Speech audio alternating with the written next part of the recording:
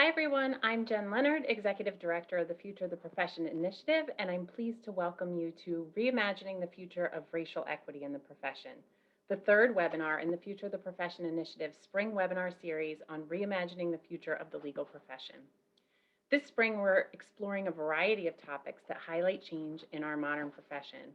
These sessions have focused on the future of the legal work environment, the future of artificial intelligence and machine learning in legal services, and in the weeks ahead, we'll focus on the future of legal regulatory reform and the future of lawyer formation.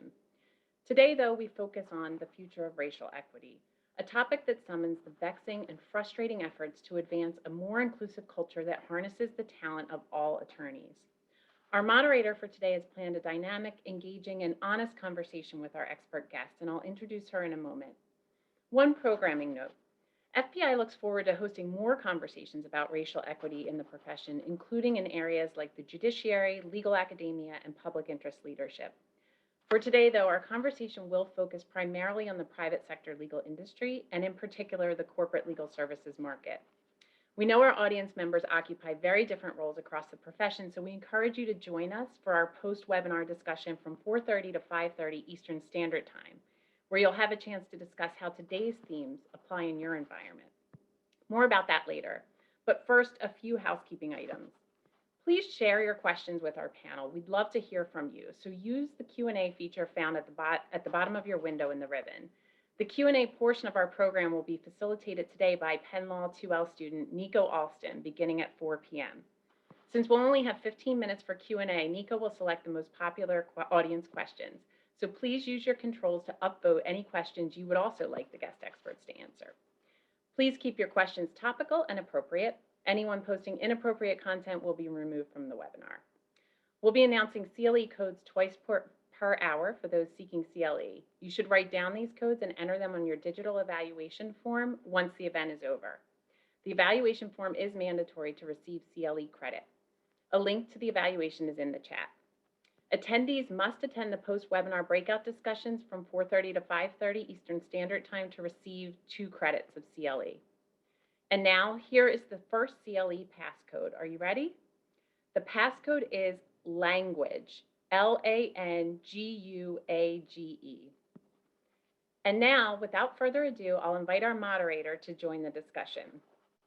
We are so fortunate today to have FPI friend and Penn Law alumna Melanie Bro, class of 2007, an accomplished attorney and associate counsel with Vanguard, who has many talents, including an extensive background also in the creative and performing arts. Melanie, I'd love for you to share a little bit more about your legal background and how you came to be interested in the topic for today's session, and then I'm going to turn it over to you to introduce our excellent panelists. You can learn more about all of our panelists and our moderators by visiting our event splash page at futureofthelegalprofession.org. Welcome, Melanie. Thank you, Jen. Thanks so much. I always jump at the opportunity to come back to Penn Carey Law and participate in all the great work that you guys are doing here. So thank you so much for having me. As Jen mentioned, I am Melanie Rowe. I'll be moderating the session today. I'm an attorney at Vanguard, where I practice in the real estate area, corporate insurance, and commercial contracts. I'm also extremely proud to be a co-lead of our OGC, Diversity, Equity, and Inclusion, or DEI, committee at Vanguard, which is an extremely active committee because Vanguard's really focused on diversity. I came to Vanguard less than 2 years ago now. And prior to that, I was on the other side at law firms. So it's been extremely interesting for me to look at a lot of these diversity issues from the lens of both law firms and now also the corporate environment. And that perspective is extremely different in some ways. So I'm really excited to participate in today's conversation because we can dig into that a little more. So with that, I want to extend a huge welcome to our extremely impressive expert panelists who will join us today.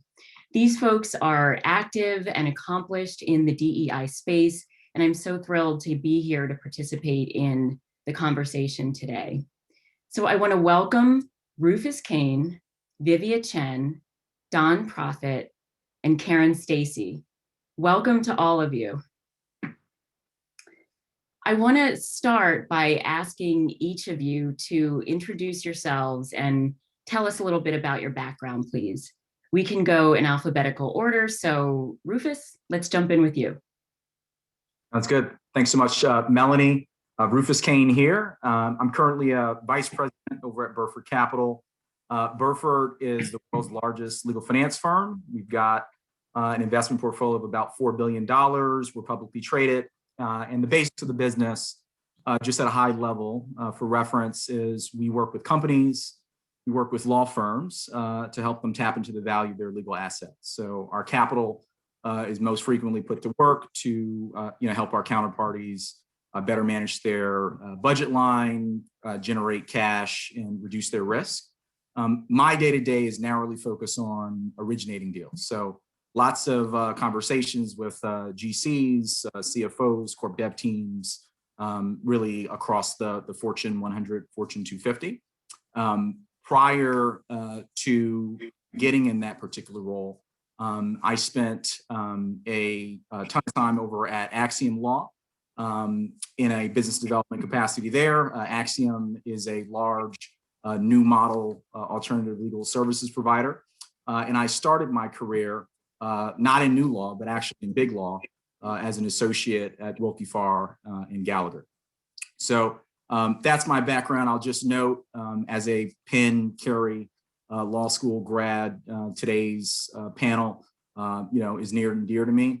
I think we've got a unique opportunity right now to really seize the moment and really start to deliver and make good on some great intentions and deliver some real results from a DEI perspective, especially to close the racial gap in law. So happy to be here. Look forward to today's discussion. Thank you, Rufus. Vivia, we can go with you. Sure. Hi, I'm Vivia Chen. I've been a columnist in the legal journalism sector for about 20 years now. Until literally about 72 hours ago, I was at the American Lawyer, where I started my career as a journalist. I will be joining Bloomberg on Monday as a columnist covering the legal sector and the intersection the legal sector has with, the world at large, from politics to gender to race. So I am what I guess people call a lapsed lawyer. I practiced for about 5 years as a corporate lawyer, and I must admit it was not the most pleasurable part of my life. I eventually segued over into writing, which was what I felt was my forte. And, I've always said that I don't think I was a terrific lawyer by any stretch, because I just couldn't get that wrapped up into the practice, but I get very enthusiastic about criticizing the practice of law, and God knows there's so much to criticize. Thank you, Vivia, and congratulations on your new role. That is extremely impressive and exciting. Thank you. Don, can we go with you, please? Yeah, thank you. I'm thrilled to be here. My name's Don Prophete. I am a partner with the Constangy firm and practice exclusively in the area of labor and employment on the management side. And that's the only thing our firm does. It's a boutique firm. So I've been practicing law exclusively in the labor and employment area since 1992. So I'm getting closer to the end than to the beginning. So one of the things that I am very focused on is legacy. And by legacy, I mean trying to do my part as a lawyer to diversify the legal profession, but more than simply diversifying, I think that's too simple, but to create equality in the legal profession where the lawyers have equality of opportunities, equality to generate business, own business, to get promoted. So that type of equality is what's interesting to me. And I remember now that I'm getting older, I remember a lawyer told me when I was a young lawyer, a very senior guy at the time, said, there are 3 stages in your practice. The first third of your practice is you learn. The second third is that you will be well learned and you will apply. And the last third is when you give back to the profession. So the profession, for all its warts and problems, has been good to me and has allowed the son of an immigrant to do well and to put his kids through school. And I would love to give back some of those opportunities to lawyers of color, and being on these panels, and a panel of this magnitude helps us to really create a narrative that will help, hopefully help create real change in the future. So thank you for this. Thanks, Don. Caren? Hi, everybody. And I just wanted to take note that Vivia and I wore Penn colors today. We have more in It was common. not. So thank you for including me. As mentioned, I'm Caren Ulrich Stacy. I'm the founder and CEO of Diversity Lab.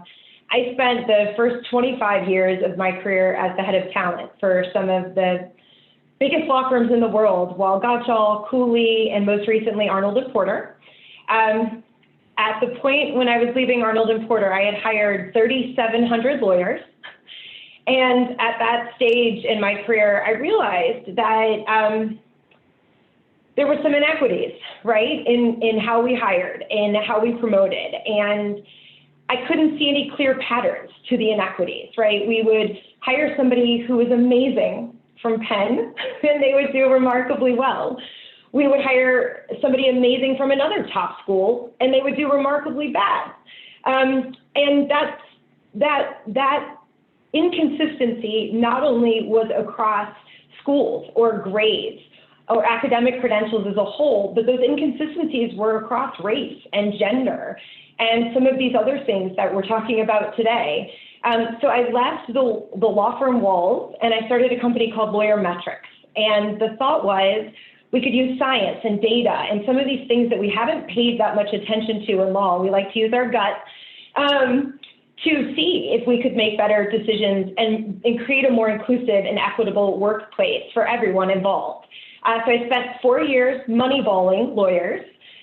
Many of you have read Michael Lewis's book. Most of you have seen Brad Pitt's movie. When I used to ask anybody who knows what Moneyball is, a couple of hands would go up, and then when Brad Pitt stars in the movie, everybody. So we essentially applied the same sabermetrics approach that baseball did, and now all sports, quite frankly, to lawyers to see what are the biographical traits and what are the behaviors that lend to success, and are we overweighting some of them and overvaluing some of them and undervaluing others? Turns out we are. So I started Diversity Lab with the thought that we could use that science and that data to create a more equitable environment. So Diversity Lab, it's exactly what it says. We experiment and pilot with new ways to try to increase diversity and inclusion in the legal profession. We started with the On-Ramp Fellowship, bringing women lawyers who have taken a hiatus back into the profession. We're also known for things like the Mansfield Rule, where we ask law firms and legal departments to consider at least 30% diversity when they're hiring, when they're appointing to leadership, and for many other things.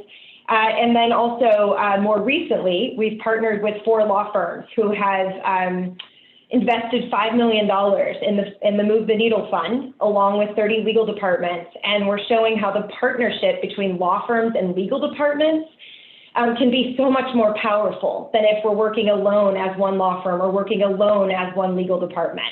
So that's a bit of the backstory from me. Well, thank you guys so much again. Thanks for being here. I'm really excited for our discussion today. So let's just jump right in. This discussion is going to be focused around the innovative approaches to advancing diversity that law firms and companies are taking today and will be taking in the future. But before we jump into the future and even the present, I want to take a step back and frame the conversation around the past. Where has the legal industry been, and what are some of the challenges that our industry has has faced. Some of them have been significant. Despite a lot of the rhetoric and increased focus over the past decade on a lot of diversity issues, equity issues, the stats are still, frankly, appalling. 2% of all big law firm partners are Black, and then even female Black partners don't even break 1%. So Vivia, I know you've written on these issues for years now. Can you talk a little about the landscape of diversity in the legal industry over the past decade or so, and why these stats are still so appalling? Well, the story of diversity in law firms in the last decade or even 2 decades or even beyond that has been static. That's the only word I can really use. For every little bit of improvement we seem to make, we seem to fall back 2 steps. And that's been the case for quite a while now.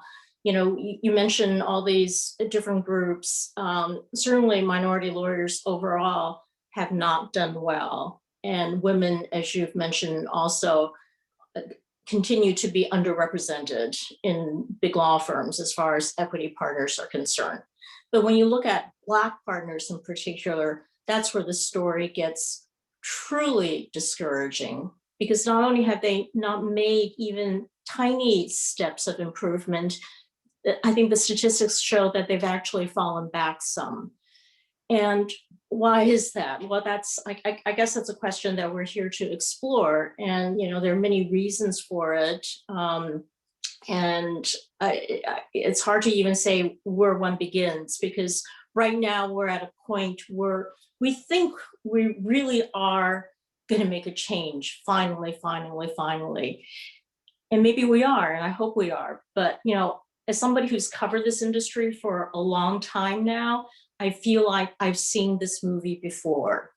Right now we have a lot of law firms that are stepping up, saying that they are really generally committed to diversity. And all of a sudden, they've appointed diversity officers in their ranks, their, affinity groups, there are a ton of activities.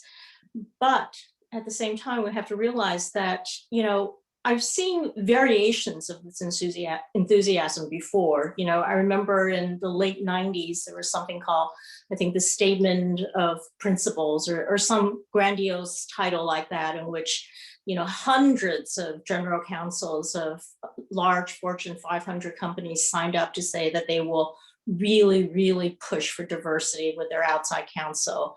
And then a few years later, I think maybe 10 years later, in the 2000s, there was another statement of some sort. And again, you had, I think, even more general counsels signing on and saying, we really mean it this time. So here we are. Do we really mean it this time? I hope so, but remains to be seen, right? Okay, so I want to move forward a little bit into this moment and where we are now. 2020 was a year fraught with a devastating pandemic that disproportionately devastated Black and Brown communities, an election that renewed the focus on the disenfranchisement of minority voters, increased visibility and rhetoric around white supremacy, racial tensions, increased hate crimes against Asians, and of course, the protests that were spurred by the killing of George Floyd and others. Those things are still with us, a lot of them, in 2021, and they'll be with us for quite a while.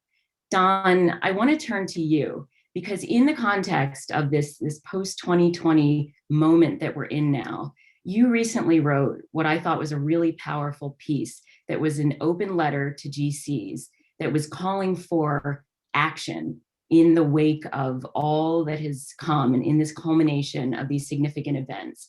So I want to just read a brief excerpt from that, because I think it'll help to spur this conversation. So you wrote in this call to general counsels, will they again provide my people of color scraps and meaningless amounts of work, or will they step up and offer real and lasting change? Do you hear the chimes of the changing times? Will you stop your complicity in the asphyxiation of Black legal careers? Right now is a time for action. Please, no more shallow excuses. Again, those are strong words for GCs. So, Don, how can GCs step up and spur momentum? How can we use this moment to ensure that there's sustained and lasting change now? So I'm no Vivia Chen, but I wanted to convey some, some disappointment and some anger, frankly, in the legal profession. In my position, I guess I'm now a senior statesman in the legal profession. I get to sit in rooms full of people of color and hear what is the resounding thud of disappointment and disgust in what has been seen as basically a rehashing or regurgitation of the same old processes. As Vivia has said, I've seen this game before. It never ends with a win, right? So you know the game, how it plays out. It looks like people are serious, but it's a blowout at the end. The same team always wins. So my letter was more of a challenge to general counsel of color and those who are, white, to stop with the same policies and processes and to really put some elbow grease behind these issues. For instance, I found that law firms have become experts at co-opting issues and grabbing the narrative and flipping it on its head, and then we forget, or at creating some minuscule deliverable that then makes us think something phenomenal has happened, and then we forget what really the issue is. For instance, law firms have now co-opted diversity. They hire chief diversity officers who have no power and no budget. So, and they have no decision-making in who's hired. They have no decision-making with respect to equity in the firm. So it's a person that they call a chief diversity officer. And that's why in our firm, we don't have a chief diversity officer, because we believe the mission is everyone. We don't need a chief diversity officer to tell us. Also, I see firms have, in the light of all of the police brutality now, let's have Juneteenth as a holiday. I'm not opposed to that. That's great, but that doesn't address the real issue. That's kind of a look over here type of issue, right? So my problem is this: until general counsels direct their dollars with stern metrics attached to them and make very clear that they expect that people of color will have access or will get their business, will have ownership of their business, will have portability of that business, and will have a real opportunity to create power, and then from there to create an eco-center that self-perpetuates naturally, rather than this fabrication where we have a turnstile. You need 3 Black people? Okay, we'll get 3 Black people. 3 years later, they're gone. We got 3 new Black people, but no one ever says anything about it. So that has not been sustainable. So let's start really looking at the gist of the problem. Let's address it, and let's stop with the games and saying, oh, we can't do anything. We can't tell law firms what to do. You tell law firms what to do all the time, all right? You direct your dollars surgically all the time. It's not important enough for you. That's why you're not doing it in a way that makes sense. So that's what I tried to implore in that letter.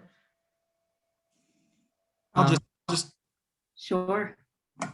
Yeah, I'll just add on that. I think, I certainly agree with the truism that, law at bottom, the profession's many things, but it's also, principally it's a business, right? So the more our diversity, equity, and inclusion initiatives can kind of reflect that truism, the better. And I think, a laser focus, in addition to other things, but a real focus on, creating more minority empowered equity partners has got to be a big part of that, right? So attention on origination credit, attention to succession planning, in my view, just to reflect, picking up part of what Don just said, an empowered partner is one with a, portable, robust book of business. And if you've got that, you've got not just a seat at the table, but you've got a real say in hiring decisions, firing decisions, who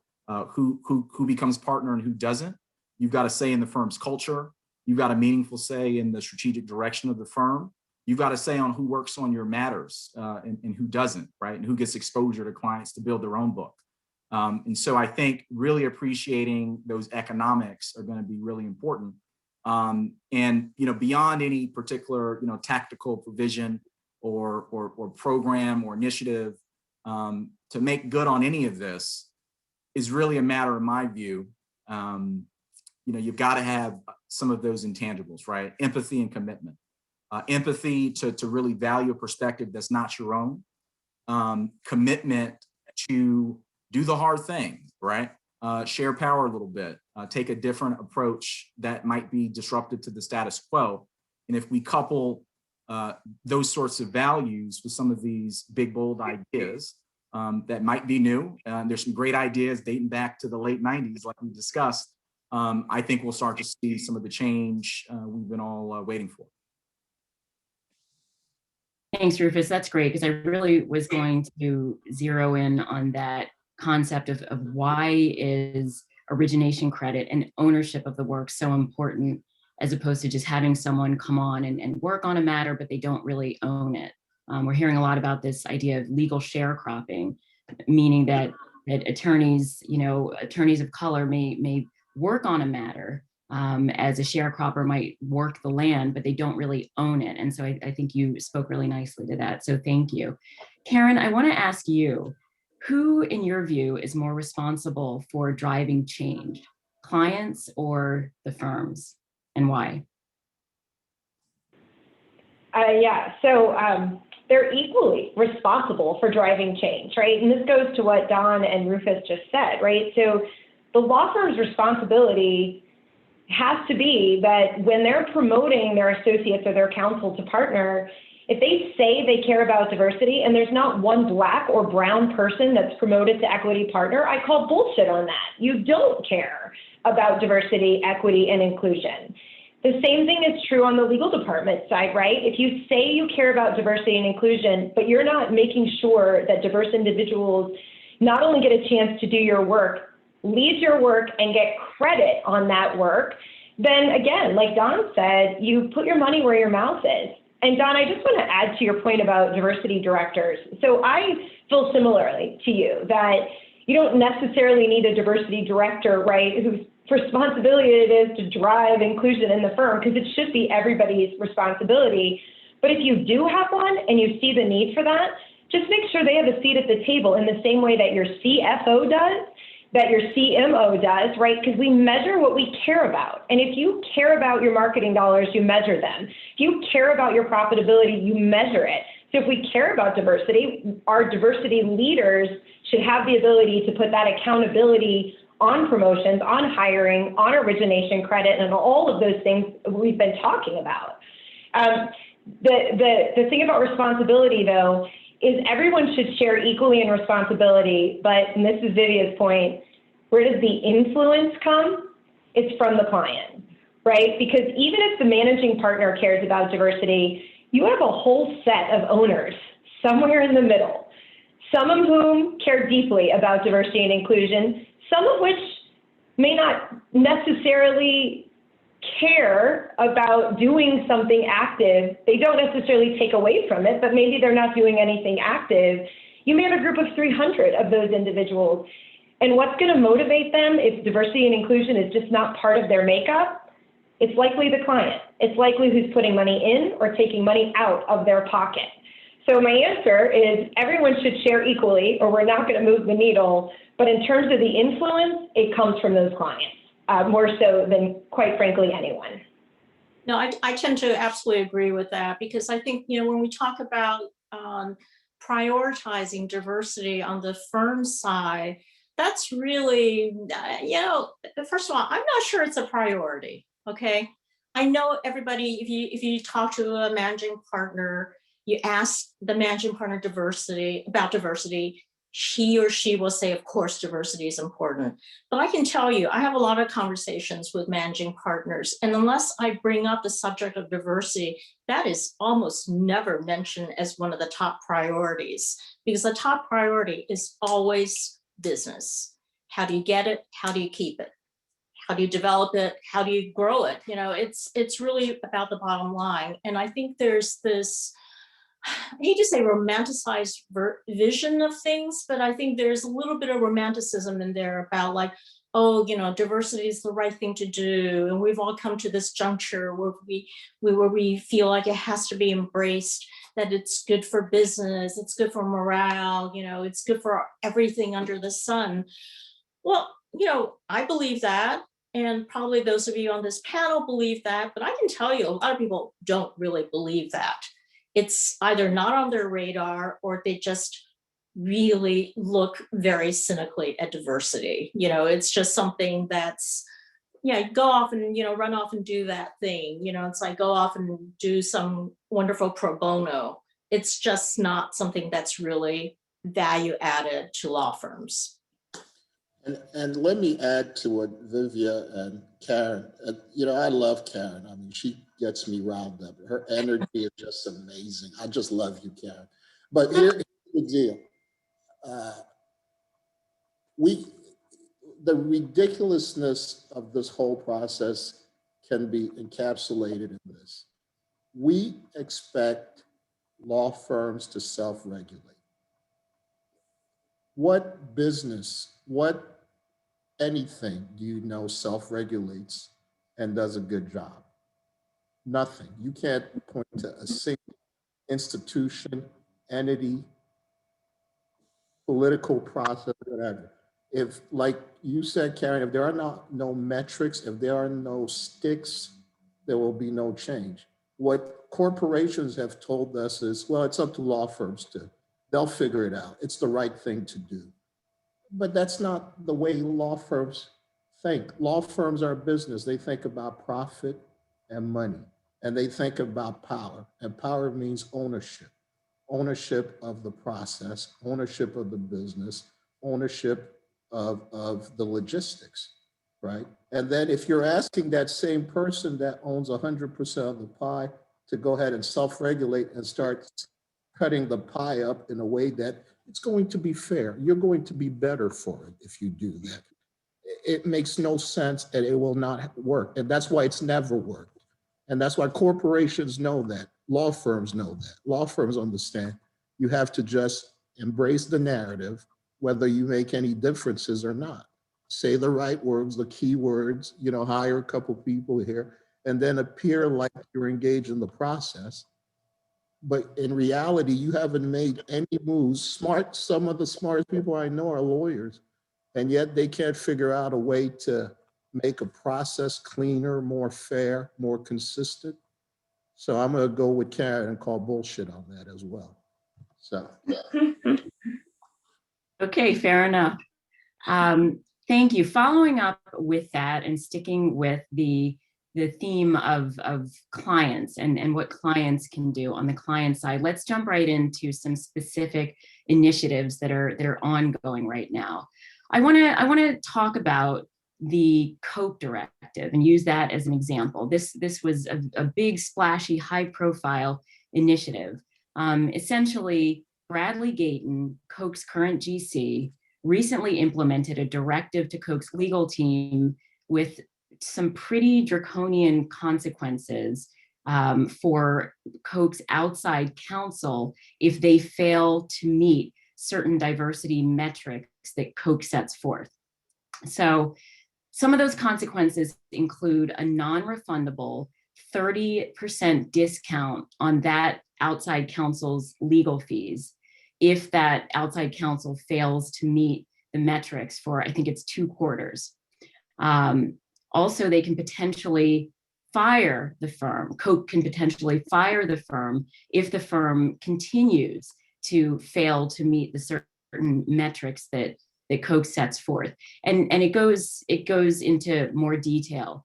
But those are some pretty draconian measures. And I think it's a good example of what we're seeing.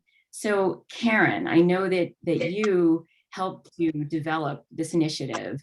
So I want to ask you about why it was so important to create a policy like this with these specific dramatic consequences. And are you optimistic that initiatives like this will move the needle further?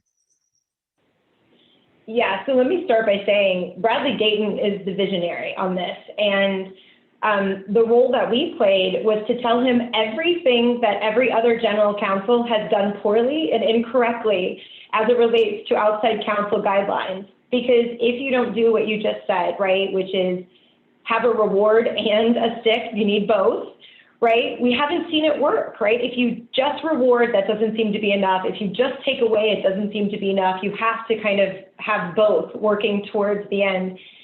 The other thing that Bradley did, which is rare and remarkable, are 3 things. First is he's paying attention to what the lawyers on his teams are doing, not just how many billable hours they have. And that's incredibly important, right? Because if you put an LGBTQ plus lawyer, or you put a Black lawyer on a case, but they're in the back room doing document discovery and they're not visible or interacting with Bradley or with his top leadership, then they're not going to make it to equity partner, and they're not getting the type of skill building work that they need in order to grow and to be the best possible partner or whatever they choose to do. So he's looking at what type of work his team is working on, not just how much work and who those people are, right? Because it's all fine and good to say your team is 60% diverse, but what does that mean they're doing? And what does that mean they'll get from that experience to be able to gain the power and the economics that Don so thoughtfully talked about? The second thing he did, and this goes to that, is he didn't just address diversity under a big tent. He didn't just say the team has to be 30% diverse. Okay, go. And hope that that didn't mean all white women, or hope that that didn't just mean, right, that maybe one group of historically underrepresented would be benefited, but you wouldn't really be looking at what was happening individually for each of these humans. And instead he said, and by the way, I'm talking about Black lawyers. So when you say 30%, at least half of them have to be Black lawyers. And that sent a chill up the spine of many law firms who were like, okay, if I just simply do the math on diversity representation, I already don't have a pipeline to fulfill that need. So what does that mean? Not at the entry level only, but at the lateral and at the equity level in my law firm. So disaggregating diversity and not treating everyone as if they fall under this big tent was incredibly important in his guidelines. And then the third thing I'll mention, and we've already talked about this, so I won't go into great detail, he's paying attention to who the relationship partner is and who's getting credit for the work. And, you know, that's closing the power and the economic gap, because it's all fine and good if you have diverse lawyers who are doing your work, but if they're not moving up through the ranks and taking lead eventually for that work, and if they're not then getting credit for that work, which we know drives compensation, then they're sitting in the back somewhere, right? So those 3 things I think are remarkably important. And I'll just say this as an overlay. The other thing he did was complete transparency. He didn't just issue this to his law firm, he issued it to the world. And now everyone's watching. And so if in a year he does not hold true to his values, Vivia and Dawn and Rufus and you, Melanie, you're coming after him, and he knows it. And so the public transparency behind his initiative is what I think really is going to make him and everyone else accountable. And then you will see the metrics again, to Don's point. Yeah, it will be interesting to see what happens with that. I think that's a really great point, Caren, because I think a lot of people are sort of waiting and watching and seeing if something like this does work. Some folks are skeptical, but waiting and watching. So that's great. That's why it scared me, by the way. When I thought Vivia was announcing her resignation from journalism as a whole, I literally sent it like a chill because I was like, who's going to call these people out, right? We need more reporters like Vivia that say, just because it's new and shiny and you report on it initially, doesn't mean that you've done good reporting unless a year from now, 2 years from now, and 5 years from now, you followed up and said, here's the shiny thing that I reported on for you. Where are you? And Vivia, you're one of the very few reporters who does that. And I would even go as far as saying investigative reporters who does that. So thank you for being that in our profession. And I'm so glad you're not leaving. No, I'm dedicated to being a pain for the profession. Yes, I go ahead, Vivia. Were you going to say something else? No. I was going to say, just to sort of add to what you're saying, Caren, I think it's really important for companies and law firms to set goals as to what their diversity scorecard should be, what their own internal operations should be. That's really, to me, that's so basic, but that's something that they won't do. And I know that's what Mansfield Rule has strived to do, and I think that's why it's definitely one of the more substantive diversity initiatives. But generally, firms will talk, big picture, but nothing concrete. And I think what will make the difference, frankly, is if every firm just committed to a number, whether it's about minority lawyers or women. Tell me where you expect to be in 5 years, in 10 years. And even if you fall short, that's okay. Because I think at least you've set that goal and you've put yourself on the line to be accountable.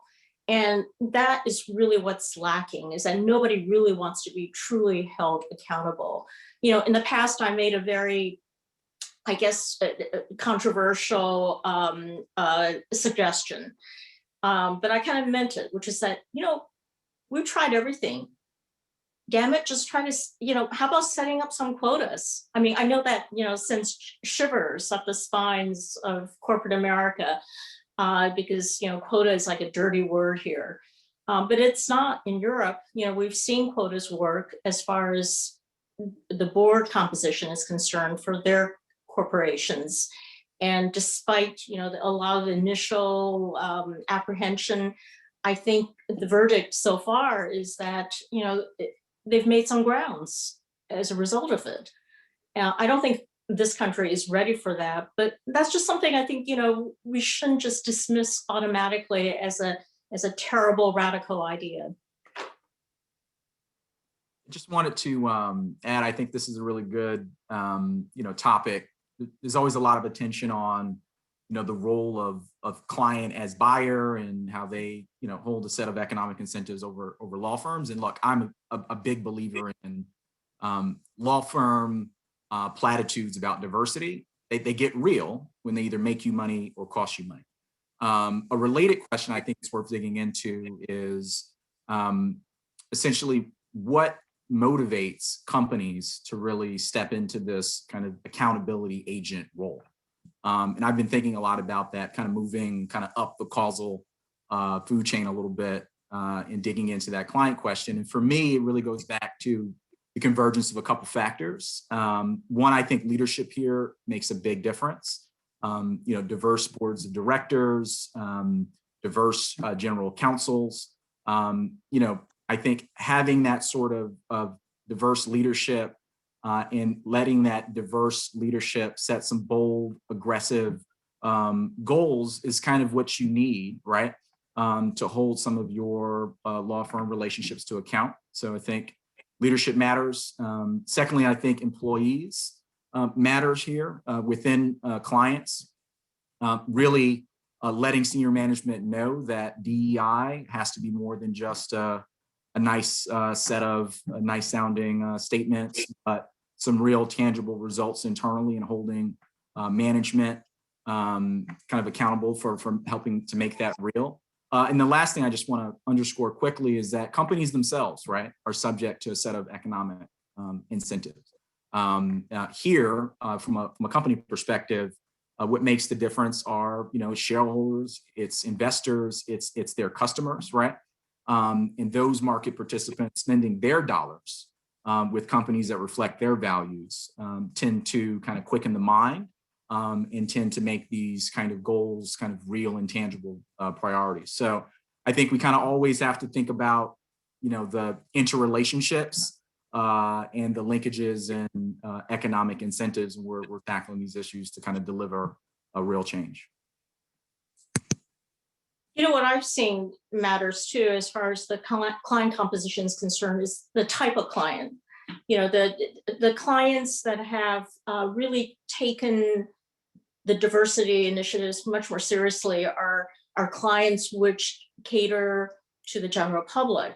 They're retail outlets like Walmart or Coca-Cola or Target, places like that. But when you look at where a lot of the big legal fees come from, they're not coming from those sectors. They're coming from the finance sector. And you don't hear a lot about diversity initiatives coming out of Wall Street or hedge funds or, private equity firms.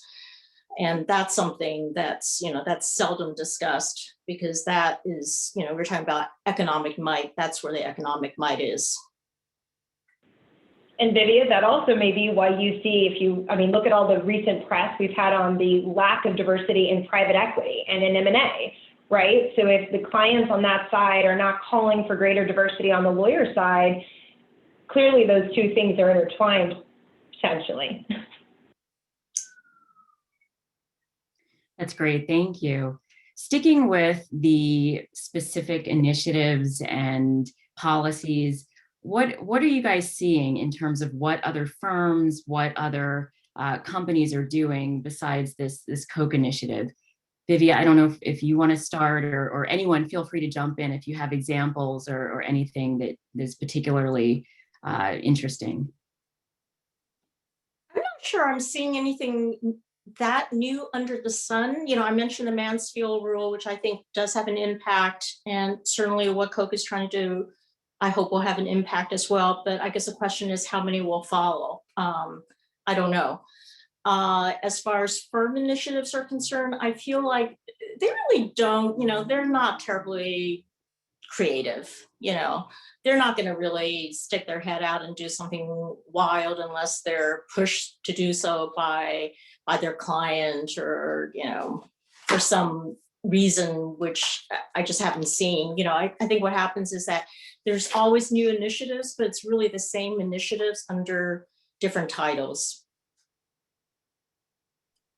Caren, what about the role of external parties? I know that your company in particular, Diversity Lab, you guys are doing some really interesting things. You're not a law firm or a corporation per se, but you do work with legal departments within those organizations. So what is the role of external consultants, benchmarking surveys, things like that? Yeah, so it's interesting because this goes back a bit to being the diversity director or the head of talent for a particular law firm or a particular legal department. We tend to work in committees in the legal profession, and in particular in our law firms and our legal departments.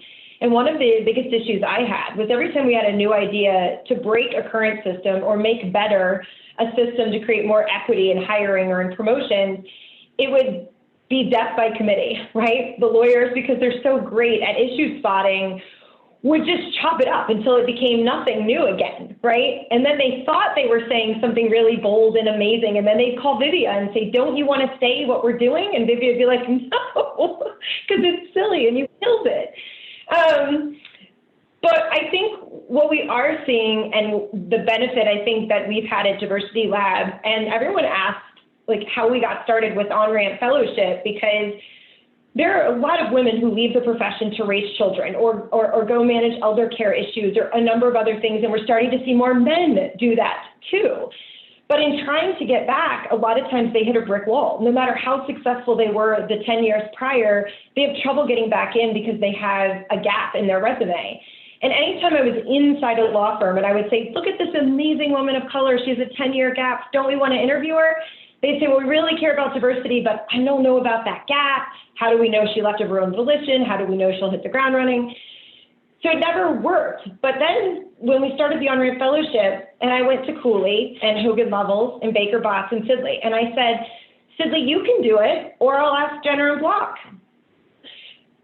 Cooley, you can do it, or I'll ask Wilson Cincini. And so it provided a little bit of pressure, right, to want to be ahead of their competitors, knowing that this was important.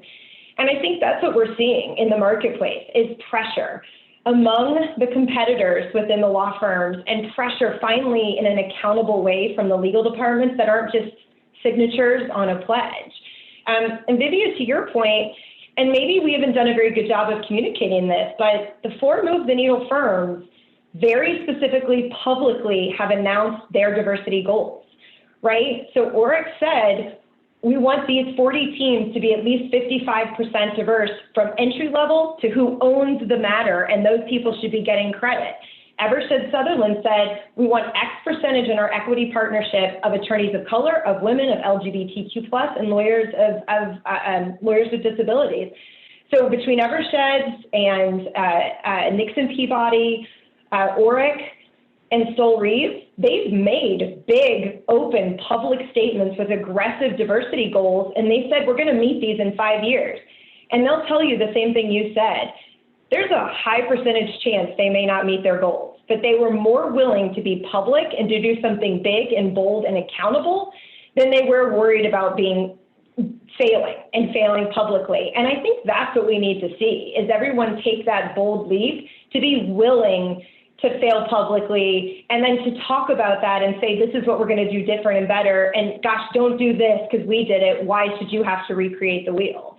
So I do think we're seeing new things. I just think sometimes we're so fatigued by all of it that it gets lost in all of the noise that you see around us with Don Juneteenth.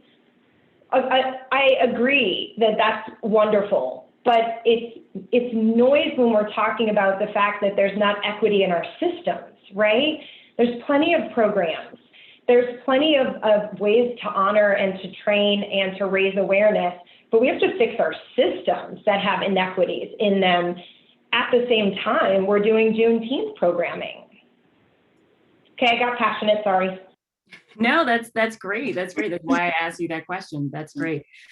It's interesting too, just thinking through some of the recurring themes and the things that seem to be important in formulating effective initiatives is this idea of transparency. We've come back to that a couple times. So that's just kind of jumped out at me a little bit, which is, you touched on that again, Caren. So that's great.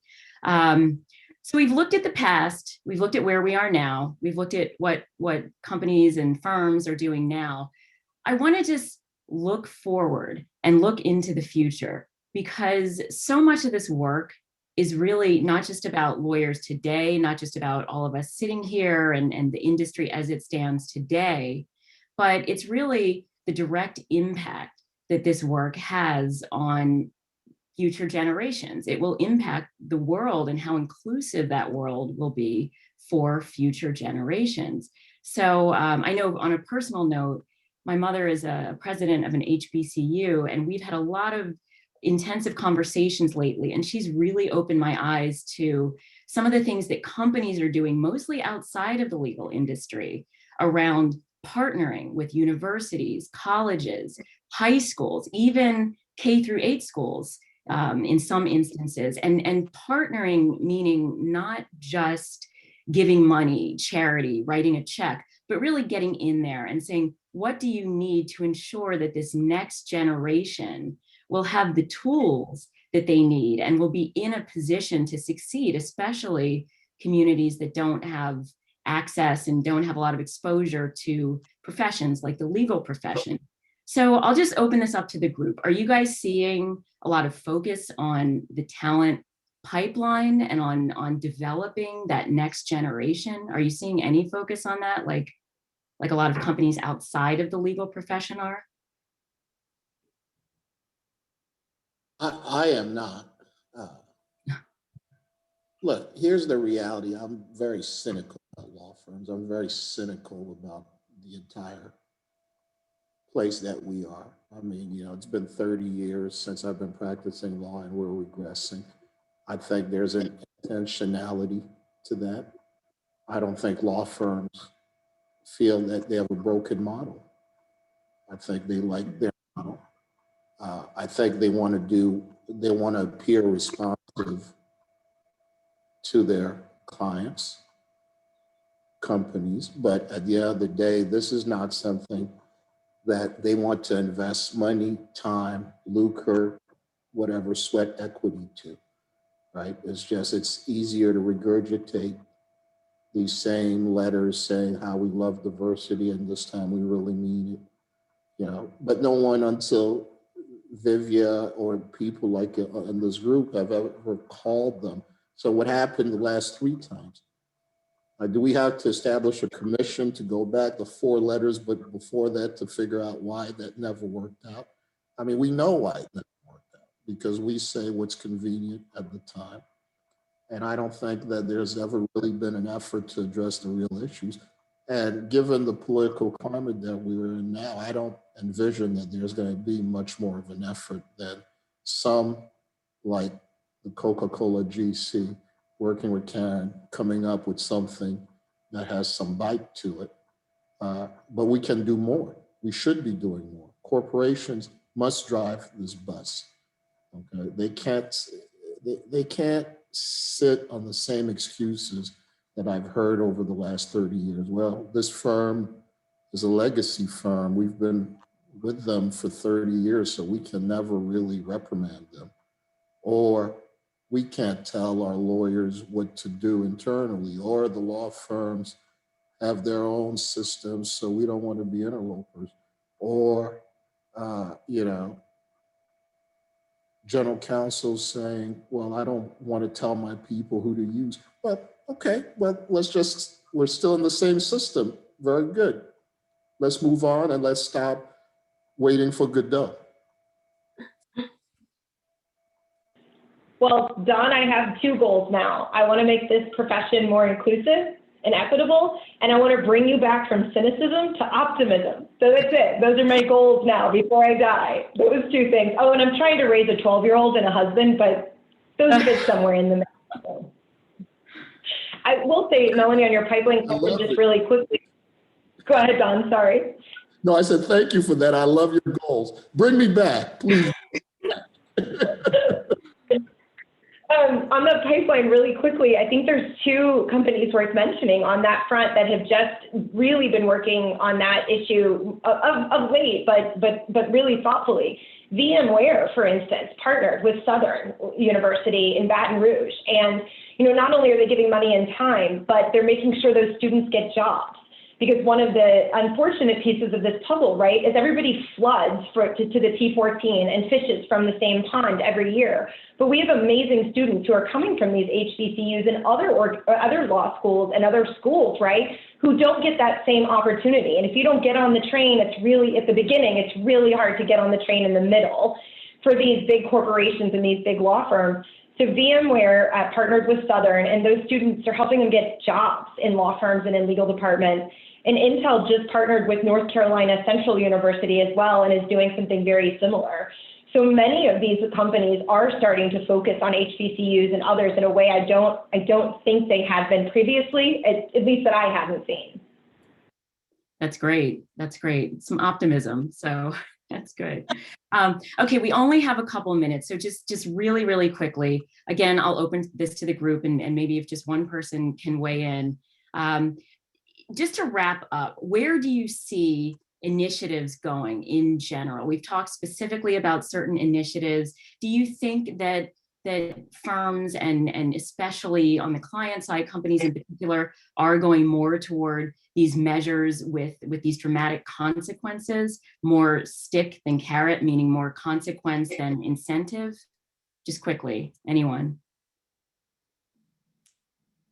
I don't see it. Look, I think what Coke is doing, as I said, is truly admirable, but I think it's kind of singular.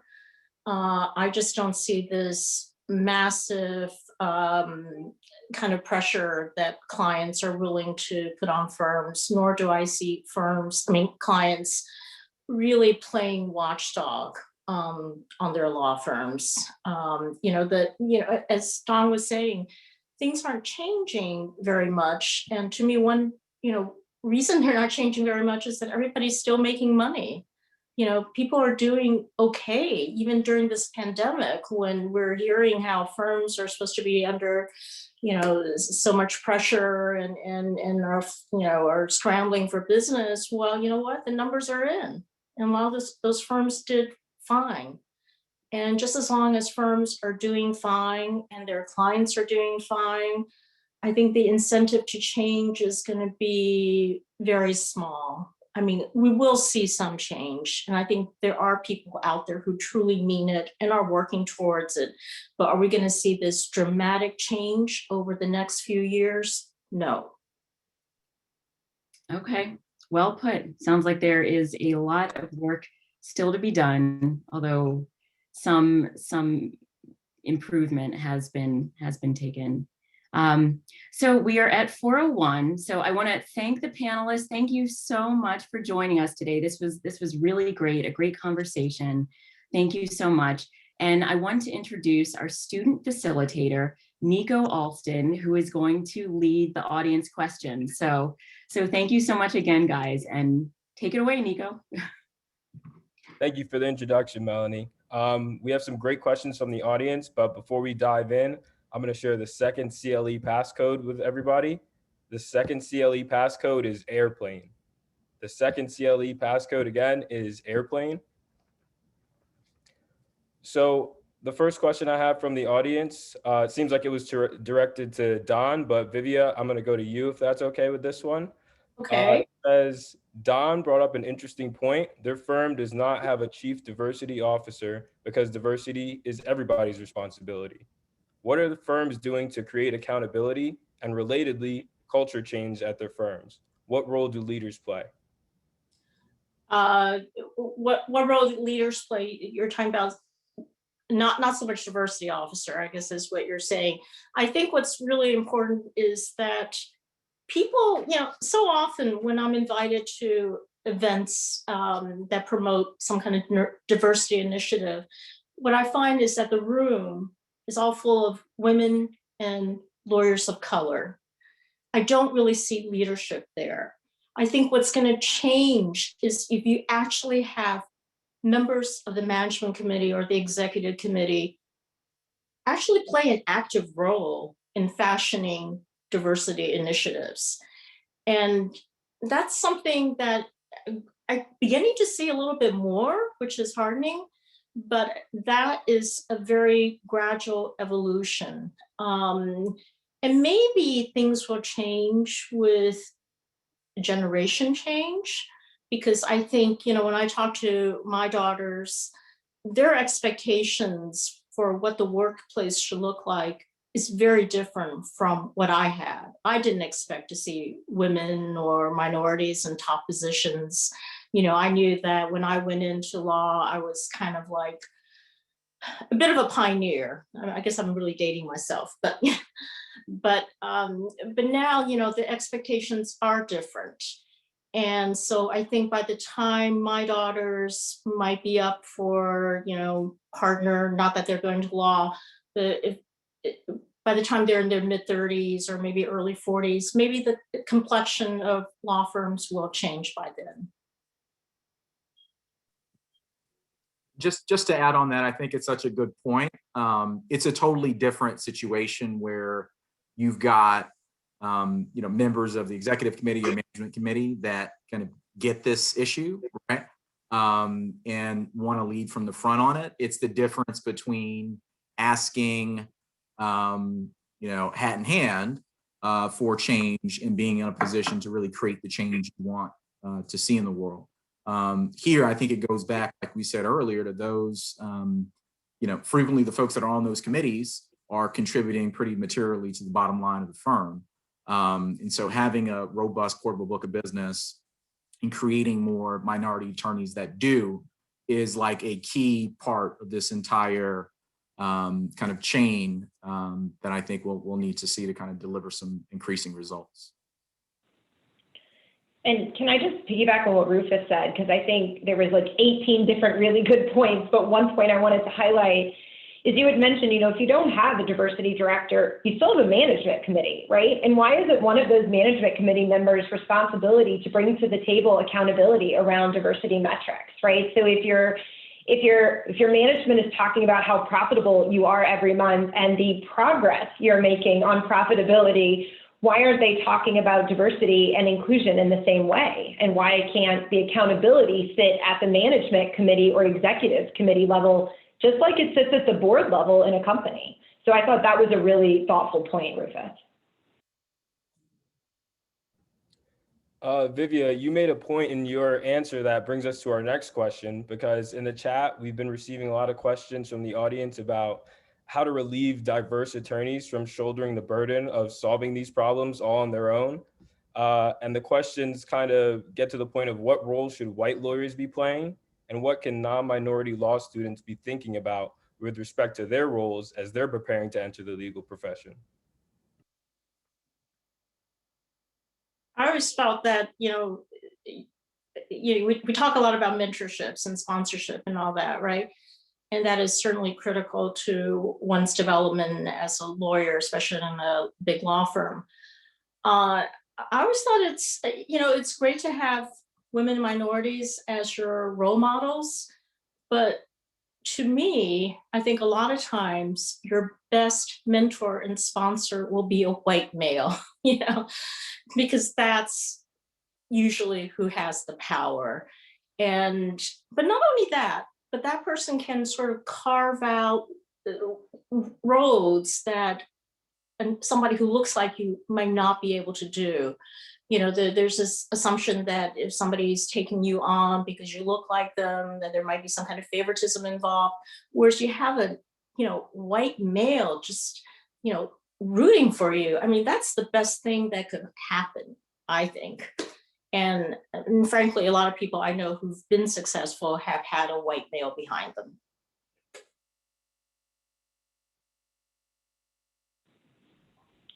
Nico, on that other part of that question, what can white lawyers do? I think it's the flip, right, of what Vivia was just talking about. And this goes to something that struck me that Dawn said about no one self-regulates, right, unless given a reason. But if you're a white lawyer, if you're any lawyer, just stop for a second and think about who you talk to on the phone today. Stop for a second and think about who's on your current team. Right? Stop for a second and think about when you succession planned, who was in your head, right? Who came top of mind? And if every single one of those humans looks exactly like you, maybe think about broadening your network of who you give work to, and broadening your network of who you're giving credit to, or broadening your network of who you're bringing on that pitch. And we can all do that, right? Because we all have those biases, right? So all the research shows that white women choose to work with white women and Black men choose to work with Black men.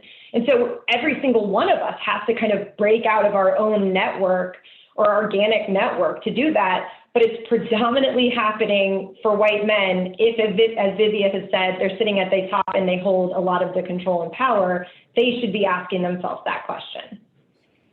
And let me piggyback a little bit on what Caren's saying here. Here's the reality, and I see this a lot, even in my firm. And look, my firm is certainly not the epitome of diversity. We're at about 20%. We went from 1% to 20%, but we need to be at 50% racial diversity. That's my personal goal for the firm. It may never happen. It'll likely never happen in my lifetime, but that's my goal. But this is just to say that one of the things that we do that white partners must stop doing and must be intentional about this is using people of color to get business based on color and then never using them again. So they show up at the room at the pitch, and then there are legions of stories where that happens.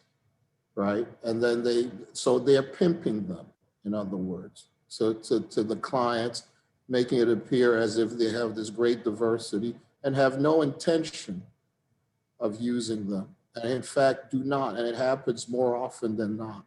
That must stop. All right.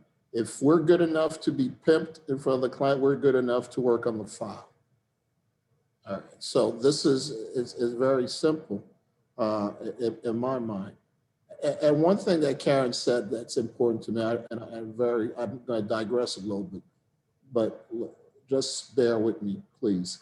I get questions all the time. They say, look, you're passionate about diversity. We don't understand why you never started the Prophete law firm. Why didn't you start? And that's exactly the exact reason I never wanted to have a Black-owned law firm, is because that's not what I'm trying to do. I'm not trying to make it a Black or white legal profession.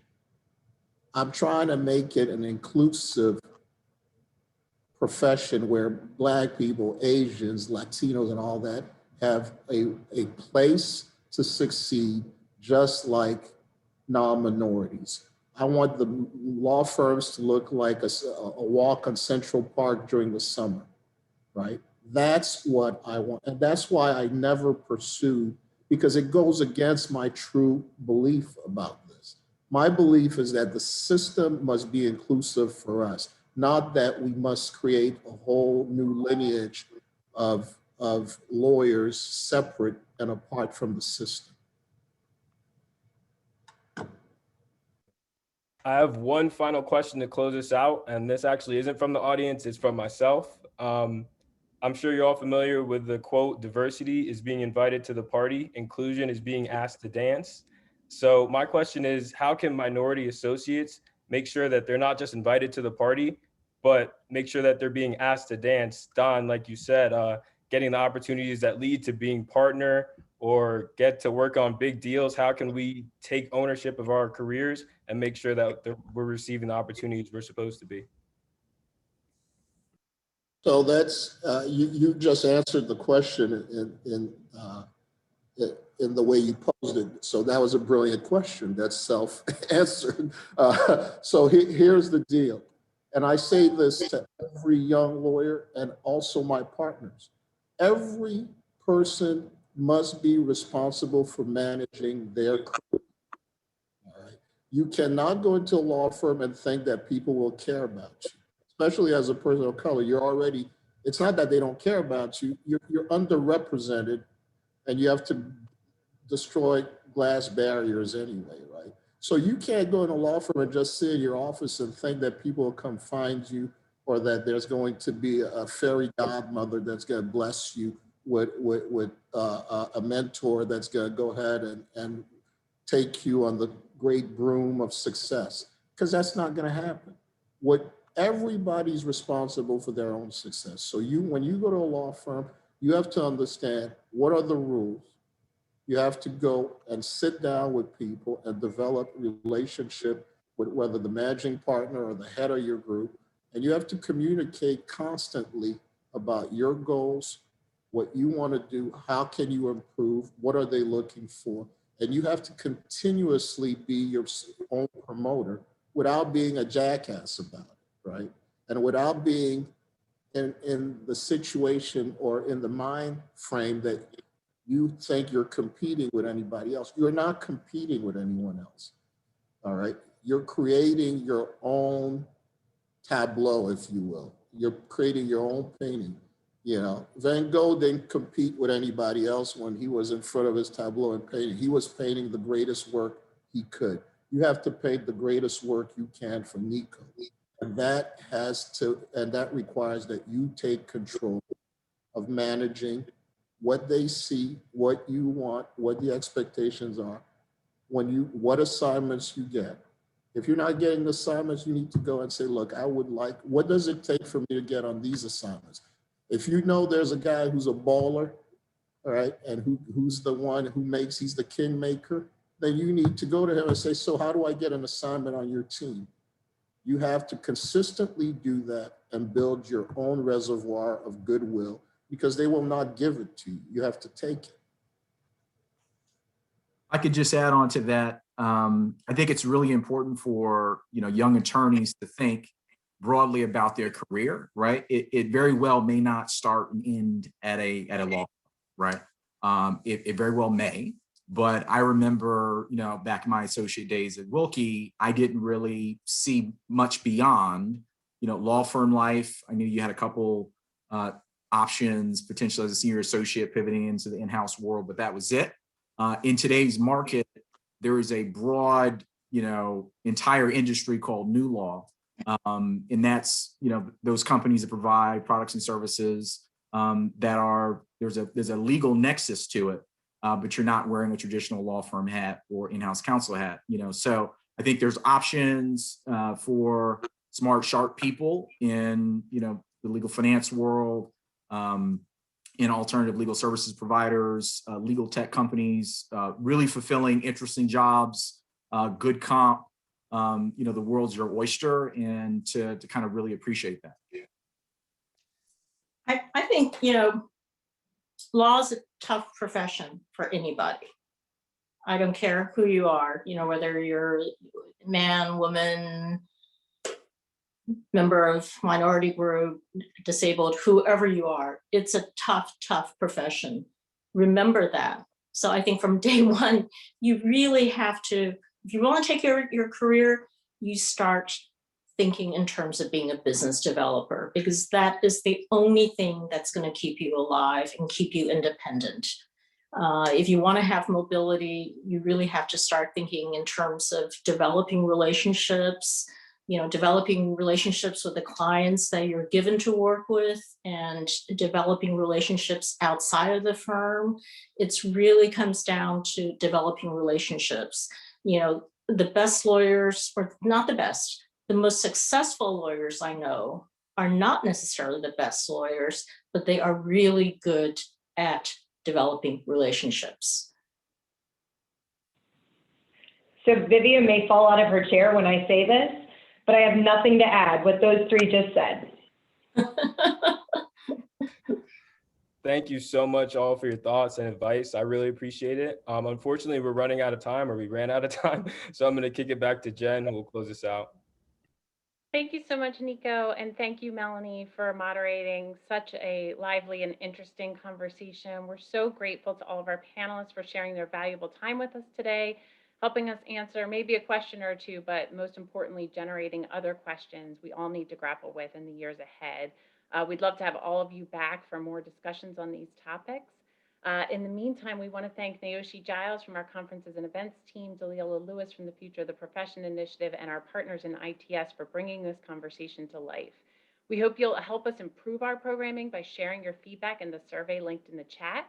Our next webinar in the Reimagining the Future of the Legal Profession series will take place next Wednesday, also from 3 to 4:15 Eastern Standard Time. We'll explore the future of legal regulatory reform, and will be led in that discussion by our own senior consultant, Jim Sandman. You can learn more and register at futureofthelegalprofession.org. And now we're going to take a quick break, but we hope many of you will join us to continue exploring the topics the panelists raised during our post-webinar breakout discussions, which will begin at 4:30 Eastern Standard Time. You can find a link to the Zoom session in the chat, and you should also receive an email from Penn Law's conferences and events momentarily, which contains the same link. For those who aren't able to join us, we thank you for your attendance today, and we look forward to seeing you at other programs in the future. Be well.